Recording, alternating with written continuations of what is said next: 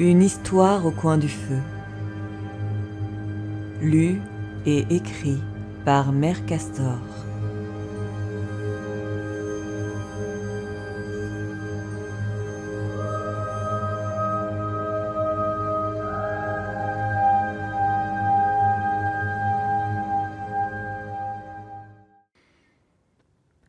Les sentiers de la forêt de Moraille cachent bien des choses.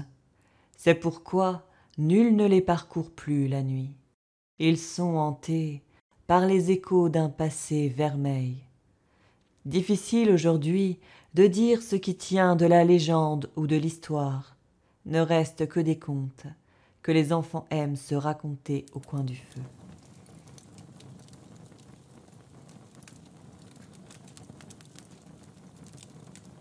Ce soir-là, le bois craquait et des éclats d'or voletaient autour des flammes orangées et carmin. La maisonnette était paisible. La nuit automnale enveloppait le petit hameau de Villegrève depuis déjà plusieurs heures. Angus et son frère se chamaillaient, toujours pour la même histoire. Michal assurait avoir vu une fée dans la forêt. Cela durait depuis des semaines. « C'est impossible, puisque je te dis que je l'ai vue, moi. Tu fais ton intéressant. T'es qu'un enfant. Les enfants aiment inventer des histoires. Je te ferai dire que t'es un enfant, toi aussi. J'ai 12 ans. J'ai le droit d'aller chasser. Papa dit qu'on n'est plus un enfant lorsqu'on prend la vie d'un être vivant. Bientôt, moi aussi, je tuerai des choses. Et là, tu seras bien obligé de me croire. Dans 4 ans, tu auras oublié cette ridicule histoire de fée. T'es encore qu'un bébé. » Michal baissa la tête et commença à sangloter. « Hé, que se passe-t-il » Les jupes de leur mère balayèrent le vieux parquet avec vigueur. « J'ai rien fait !» À voir son aîné se dédouaner avec autant d'empressement, Rina fronça les sourcils. Angus recula. Quoi qu'il aurait pu dire, il était fautif. Son frère pleurait. « Il croit pas à la magie !» octa Michal, tandis que sa mère lui caressait la joue avec tendresse. « La magie n'existe plus, mon poussin. Et crois-moi, c'est une très bonne chose. Beaucoup trop de gens sont morts pour elle. » Une bonne chose. Michal ne voyait pas ce qu'il pouvait y avoir de bon dans la mort d'un rêve, car c'est ce qu'était la magie pour lui. Le monde n'aurait aucun intérêt si elle n'existait pas. Qu'en serait-il des aventures qu'il avait prévu de vivre ? Cet espoir de devenir autre chose que le fils d'un bûcheron et d'une couturière ne le lâchait pas. Cette pensée s'accrochait à son esprit comme ces petits insectes qui ne peuvent s'empêcher de tournoyer autour des lanternes le soir venu. Bien sûr, du haut de ses 8 ans, il avait conscience qu'il était idiot de convoiter une chose aussi dangereuse. Mais rien n'y faisait. Angus pourrait se moquer de lui toute sa vie si cela lui chantait. Michal resterait incroyant. La porte en chêne s'ouvrit à la volée. Michal et Angus tressaillirent. « Vous en faites des têtes ! C'est de cette façon qu'on accueille son vieux père après sa journée de travail ?» Michal ravala ses larmes et se jeta dans les bras paternels. Il blottit sa tête dans les vêtements du bûcheron et prit une profonde inspiration. Son père sentait le pin et l'écorce humide des arbres. De tous les parfums qu'il connaissait, c'était le seul capable de le réconforter. L'odeur de papa, c'était l'odeur de la maison. Et à la maison, rien ne pouvait lui arriver.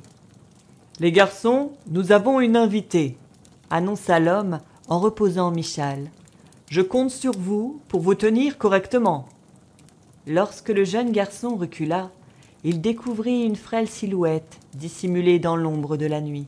« Je t'en prie, entre !» l'invita le chef de famille d'un geste de la main. Les yeux de Michal s'agrandirent. Jamais encore il n'avait vu un visage aussi beau. La fillette qui lui faisait face devait avoir son âge. Du moins, n'était-elle pas plus grande que lui. Ses cheveux dorés retombaient en boucles parfaites sur ses épaules. Elle fixait Michal. Michal la fixait. Ses yeux émeraudes lui rappelèrent la couleur des feuilles d'un chêne au printemps, et il aurait juré que sa peau diaphane était pareille à celle de la poupée en porcelaine que son amie Tara avait eue à Noël dernier. Je vous présente l'Irina. Elle s'est perdue en jouant avec ses amis près de la rivière. Il était trop tard pour la ramener jusqu'au village, mais elle est la bienvenue, n'est-ce pas? Le chef de famille n'avait pas terminé sa phrase que sa femme s'était précipitée sur l'enfant. Quelle question! Mon Dieu, ma pauvre, mais tu devais être terrifiée! La fillette baissa la tête sur sa robe aux teintes mandarines. Sous sa cape sombre et crottée, on devinait un habit de bonne facture, presque neuf. Michal n'avait jamais eu d'habit neuf. Il portait toujours les vieux vêtements de son frère. « N'aie aucune inquiétude, tu es en sécurité. Viens donc t'installer près du feu. Nous allons bientôt manger. » Rina joignit le geste à la parole et la conduisit devant l'âtre de la cheminée. Comment une enfant a-t-elle pu se retrouver seule si loin de Rivegarde? Les mômes grouillent près de la rivière après l'école. Ils construisent des cabanes et jouent à la guerre. Oh, je me demande d'où leur viennent ce genre d'idées. De leurs parents. Rina se retourna et foudroya son mari du regard.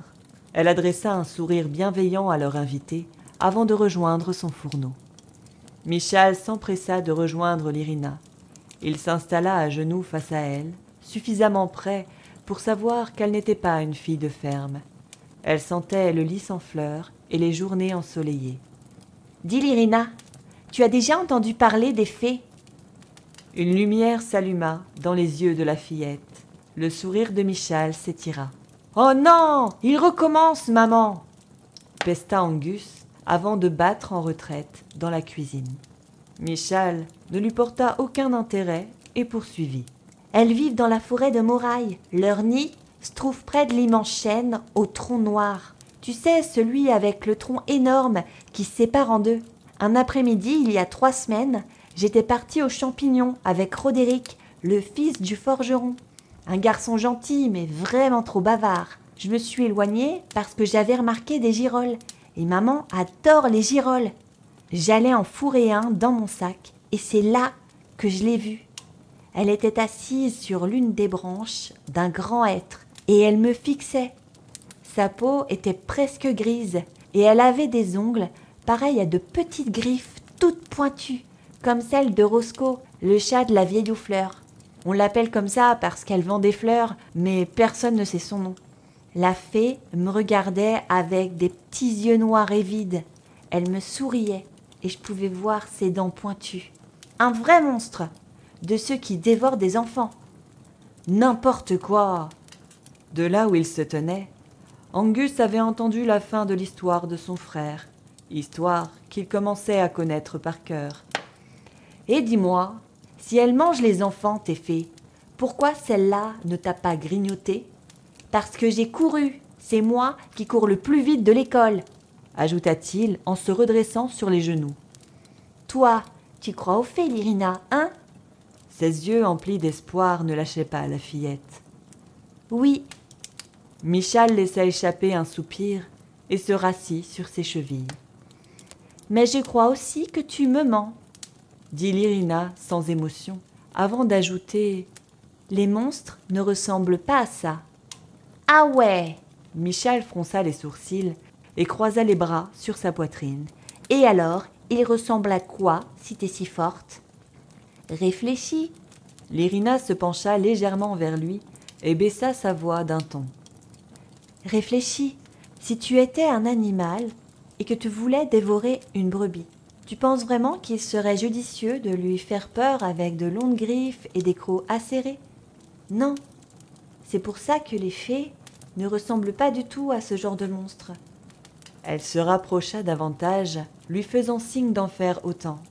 À présent, leurs visages étaient si proches que leurs nez auraient presque pu se toucher. Ce sont des êtres magnifiques. Leur beauté est telle qu'aucun homme ne peut y être insensible. Et lorsqu'elles ont faim, elles ne s'attaquent jamais à leur proie comme une vulgaire bête le ferait.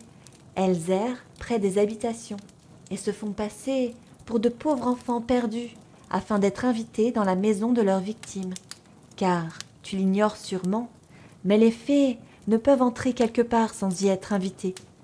Elles se réchauffent près du feu et lorsque l'heure du dîner arrive, elles n'ont plus qu'à dévorer la pauvre famille naïve qui les aura laissés entrer.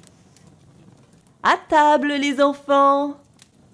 À l'annonce de sa mère, Michal déglutit avec difficulté. Ses yeux restaient ancrés à ceux de la fillette. À la lumière des flammes, elle lui souriait.